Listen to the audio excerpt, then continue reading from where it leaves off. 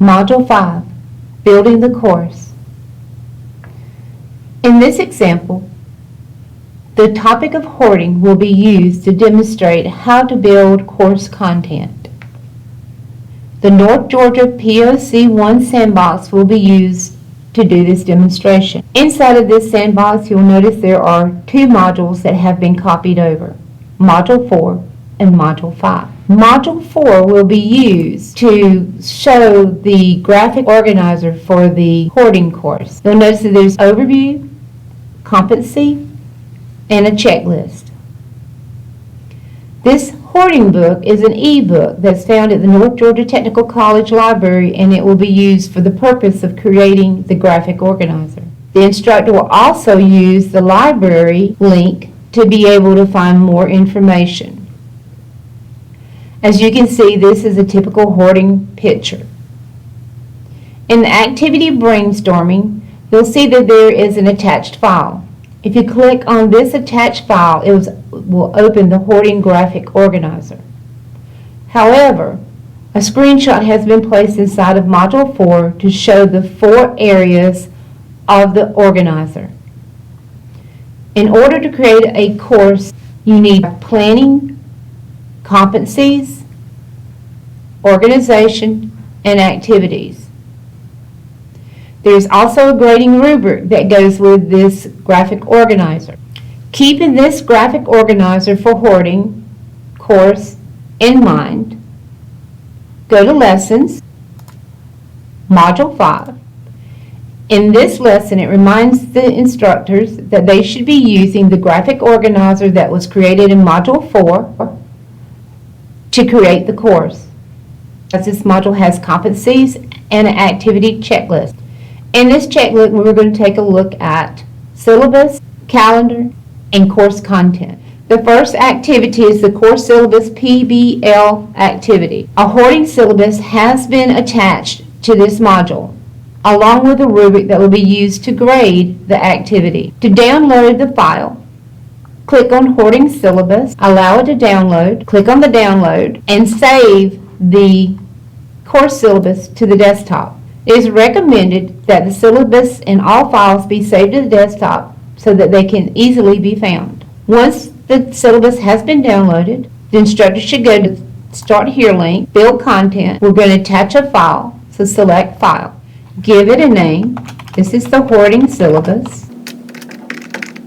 Browse for file, and you'll see that I have the syllabus already downloaded, and then click Submit. Next is the course calendar. So Module 5, scroll down to until you see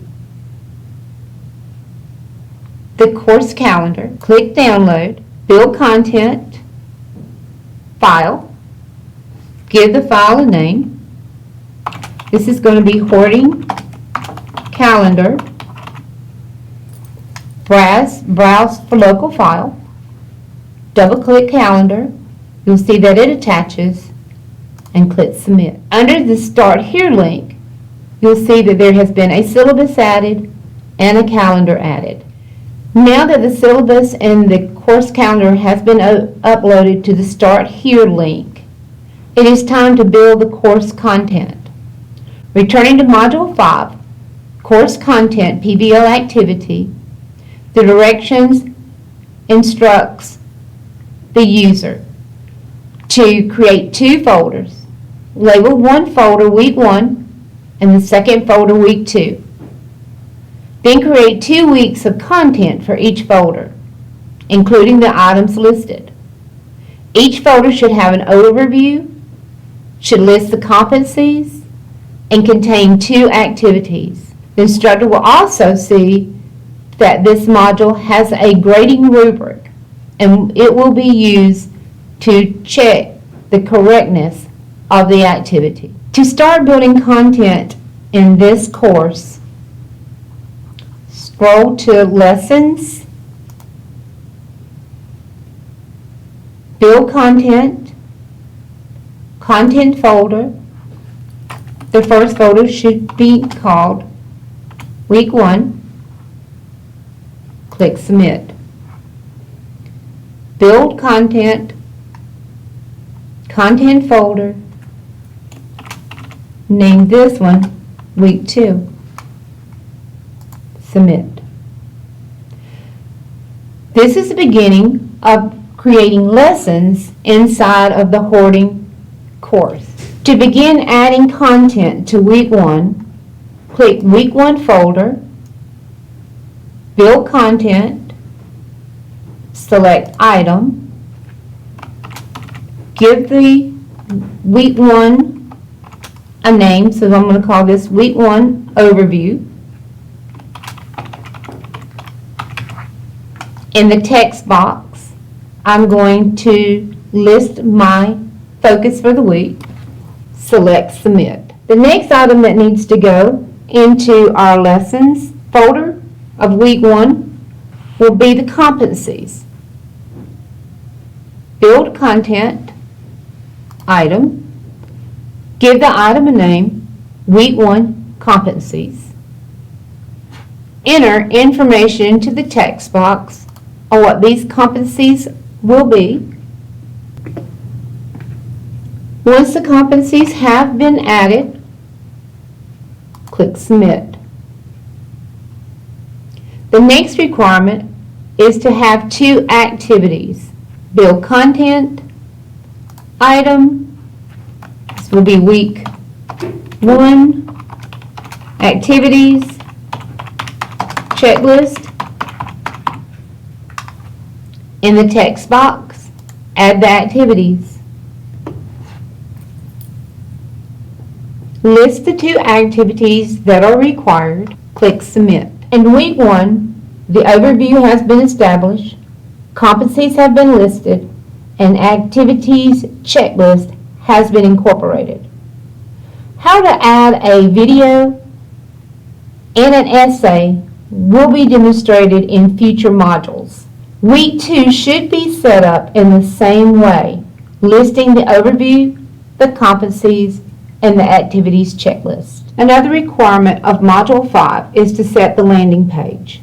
The landing page is the entry point for the students or the instructors when they click into the course. As long as a TOC link has content, it can be set as the landing page. To set the landing page, go under Course Management, Customization, Teaching Style, and you'll see Entry Point.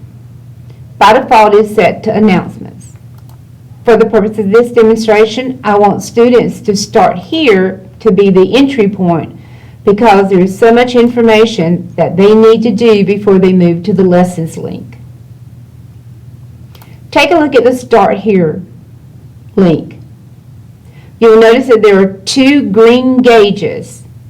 These green gauges indicate the ADA or the LI score for these items.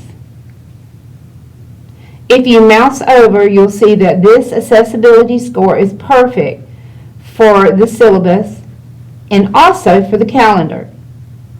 To find the overall LI score of a course, under Course Management, click Course Tools, Accessibility. This will bring up another page that shows that we are 99% compliant. If I scroll down, it'll tell me that the HTML content has contrast issues.